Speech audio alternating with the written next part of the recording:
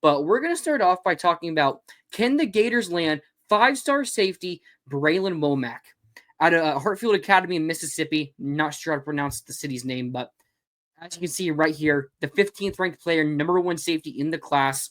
This would be an elite level landing. Commits August 26th, I think the date is. Let me double check that real quick. I should say no, August 21st. So he commits August 21st to Final Four schools: Ohio State, Auburn, Texas A&M, and Florida. Those are the 4 places he took official visits to. The reports as of late are Florida starting to make another push for him. I mean, when you get closer and closer, that's when the noise really starts to pick up. And Gators, we've seen Florida land some commits early on, then lose them. But then last cycle, you saw us make later pushes in the cycle to try to land some of these top recruits, and it works. So when the players get closer to that commitment day, and when it's closer and further into the season, that's usually when you end up having the best luck of keeping these players committed to your program. So we're making a later push here, but there's still 3 weeks to go until he commits in. For most of the summer, for really all of the summer and before that, Ohio State has been the team that has been seen as the team to beat. Florida's kind of been working its way up the rankings of his list. Wasn't really even considering Florida until we hired Vinny Suntory from, I think he was Washington and Jacksonville State, where Bralan Womack had Washington as one of his top schools until Vinny Suntory left. So that's a really great relationship to have for the Gators, and it's one thing that's really giving us a boost. But as of now, Ohio State and Auburn seem as they might be the top 2 teams. I mean, you can never count out Texas A&M and that not Jimbo, sorry, but with that oil money they have there. In Florida, we have a great relationship, and it seems like we haven't made our biggest push yet for Bralan Womack. You look at the rest of our class, or the rest of our safety class, we have Caden Hall, 4-star safety out of the Panhandle, Milton, Florida. He is ranked, where is he at? 240, so a decently high-ranked safety commit in the top 250. We brought in 2 top 100 guys, including Hilton Stubbs, who was inside the top 55-ish area, and Lagonza Hayward, who was like top 80, so top 100 players. So I don't know if it's as vital to get a 5-star safety and get multiple safeties as it was in our last class, to where our safety depth was looking like a real issue, as you had Jordan Castell, Bryce Thornton, Greg Smith, and is that it for safeties that this staff has recruited? Josiah Davis, but I know there was talks about him maybe being more of a special teams player than like a safety, although I think he was a pretty high 3-star. So safety recruiting hadn't been doing too well, but then we went and got Hilton Stubbs and Lagonza Hayward, who, let me get their actual rankings right here.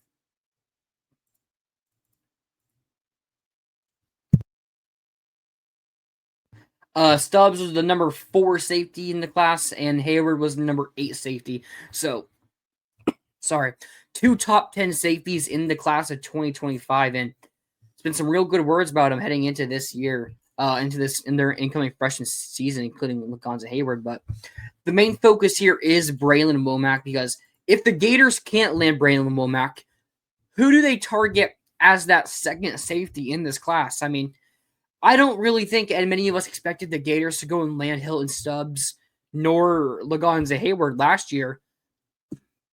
So I think they might be a safety ahead of where they thought they would be. So I think there's a chance that if they don't land Womack, they might not go after another safety. But I think a couple names, I mean, I don't see it. Jeray Edwards, 5-star safety who's committed to Alabama.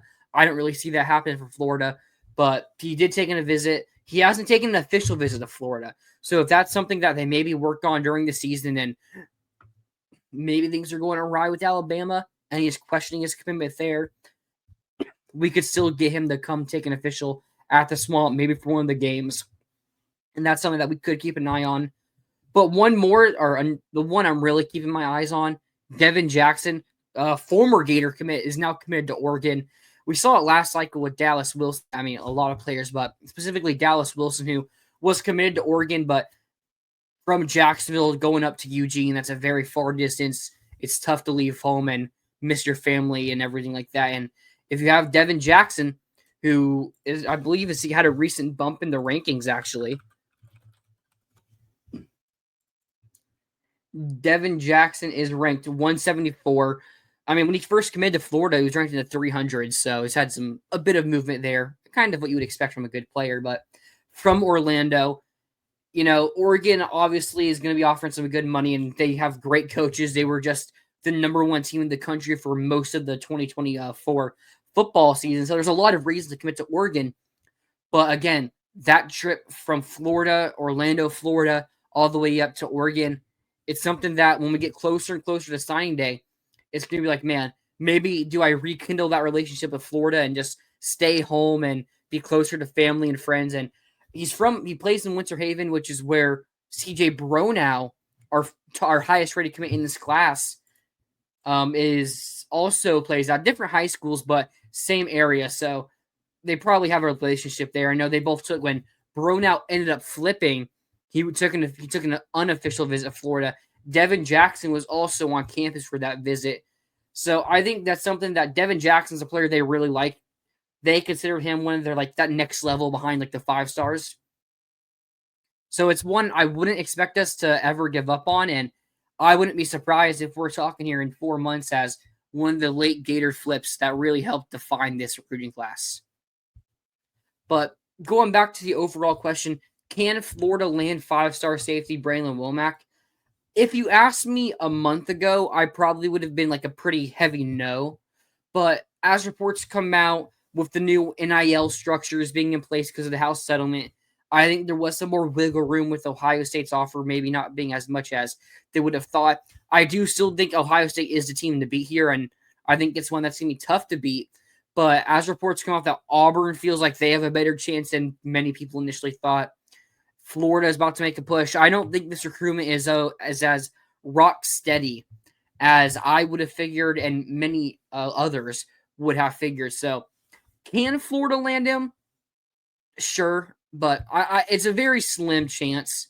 And if he commits to Ohio State, I don't think this is one that we're looking at months from now as a possible flip target because Ohio State's just won a national championship and recruits the best in the Big Ten. Like, they're not going to fall off the map. And he's not a Florida native, so it's not like he's going to be begging to stay in the state of Florida or anything like that. So if Florida lands him, it would be August 21st.